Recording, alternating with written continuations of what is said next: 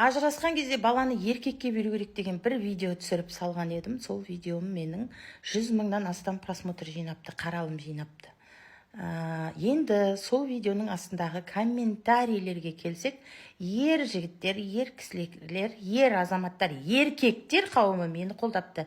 Әрине қолдайды, себебі олардың сөзін сөйлегендіктен. Ал жекеме келген қыздардан келіп жеткен хаттар толастар емес әлі де. Мынаны айтқым келеді, қыздар, мені өйтіп талап жей бермеңіздер. Шындықтың бетіне қарайық, тура қарайық. Ер кісілерде кемшілік толып жатыр. Мен еркекке баланы беру керек десем, ол алқашқа, наркоманға, ішкішке, үйі жоқ, күйі жоқ, қаңғыбас еркекке балаңды бер деген сөз емес, қыздар. Дұрыс түсіну керек. Заң қарастырса, ол иттак да, онсыз да ол екі жақты қарайды, онда еркекке баланы бермейді. Енді қараңыздаршы, мен мынаны айтқым келеді.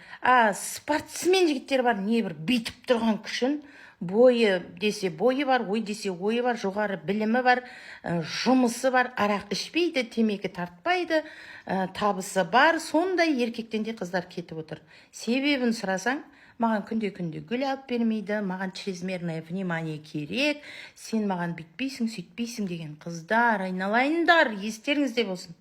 Біздің қазақтың жігіттері ондай романтик емес, әкелеріміз де ондай болмаған. Аналарымыз осы қартайып, біздер оларға гүл сыйлап жүрген шығармыз. Әкелеріңізден аналарыңыз бір букет гүл алып көріпті ма Советский Союз кезінде? Сұраңыздаршы, ондай болған жоқ. Сондықтан бас екеу болмай, мал екеу болмайды. Бас екеу болғаннан кейін екеу бірігіп істеу керек. Бір-бірімізді қолдауымыз керек. Маған внимание деп өйтіп отыра беру деген болмайды, қыздар. Керек па, отбасы ол үшін күрес. Құрдың ба, тидің ба, балағынан ұстап жіберме. Құрметте, әкеңдей құрметтесең, ол сені төбесіне көтереді. Енді бір нәрсе, мына тиктокта жартылай жалаңаш денесімен қыздар деген ажырасқан қыздар толып отыр, қыздар. Толып отыр. Оның қасында міндетті түрде бір ұл, бір қызы бар, оның қарап отырған. Ол балалар өскен кезде ертең кім болады, соған қараңыздар.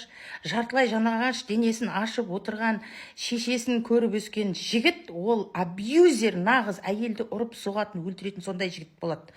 Ал қыз ше, дәл солай анасының жартылай жалаңаш денесімен жүргенін өзіне де қалыпты деп, нормальны деп санайтын дәл сондай қыз болып өседі. Соны неге ойламайсыздар? Сол үшін баланы еркекке беру керек деген сөзімнен қайтпаймын. Тағы да қайталап айтам.